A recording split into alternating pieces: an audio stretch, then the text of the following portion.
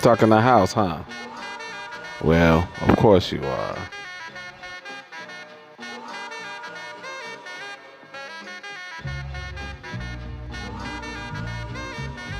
We can at least try to make it more fun.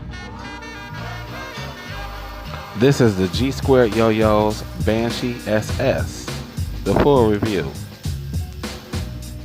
Not to be confused with the Banshee from Hawaiian Yo-Yos. Hawaiian, maybe? This also shares the same name as the lamest X-Men in a group. Don't trip, you ain't seen him since first class. So what we have here is a supremely beautiful yo-yo with cuts, lines, and a matador spike for a little bit of that extra. But as we begin, we need to answer the essential question. Is this thing red or is it orange? Looks like Jake ain't talking. Thanks.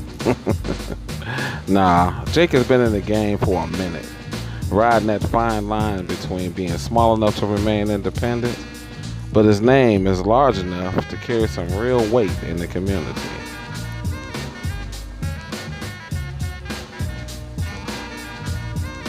Some previous releases include the Elite, the Ghost, the Wolf, the OG Banshee, which is still premiere, the Dire Wolf, and recently the Arbiter. This isn't everything, but it's a nice smattering of his yo-yos, and he takes good pictures. G Squared has a bit of a reputation, and this yo-yo did pique my interest, but I wasn't sipping the Kool-Aid. I'll tell you why in a second. Despite my resistance, this yo-yo clicks all the boxes. Fast, powerful, maneuverable, balanced. I've done my Drop Near Killer series already, but this should have been on the list.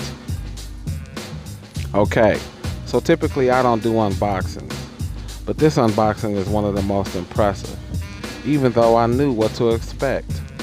Stickers, an air freshener, this koozie. Very nice presentation indeed.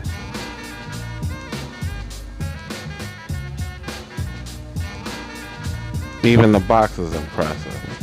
Nice little folded situation with art all around. Jake, it seems like he's thought of everything.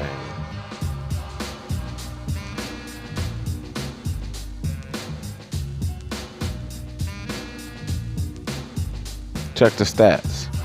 Of note is the width at 43 millimeters, which puts it smack dab in the middle of average size. But also that bearing, Boss Rage, comes de-shielded, which is exactly how I like them.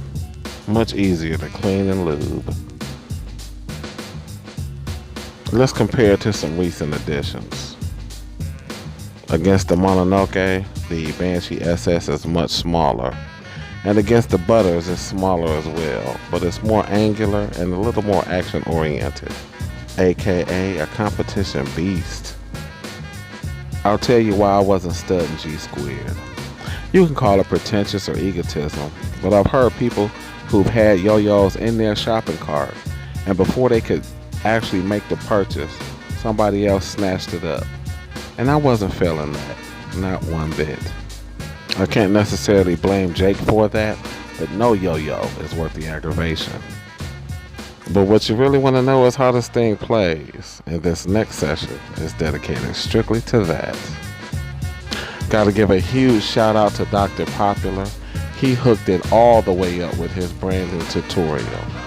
He suggested that we start with Brent so you can get that rotation together when you're making the whip. Then you can get into the branding. The hardest part is the whip, so once you get that established, it's easy peasy after that. How does the yo-yo factor into things? Well, I felt very confident with it. It's a competition beast, as I mentioned. Also, it's actually one of the most impressive yo-yos that I've ever played. The Mononoke does outdo it just a hair's breadth, only because it's slightly bigger and a little bit more accommodating. But the Banshee does live up to the hype.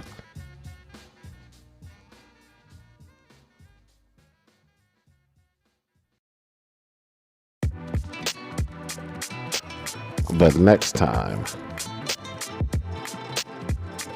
we've got another fantastic plastic to talk about. But this time, we don't have to choose our favorite color.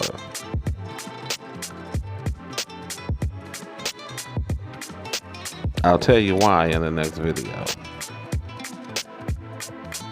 This has been the Banshee SS Yo-Yo review. We'll give giveaway results in the next video. In the meantime, I'm Simply Mike, and I will catch you guys in the next one. Peace.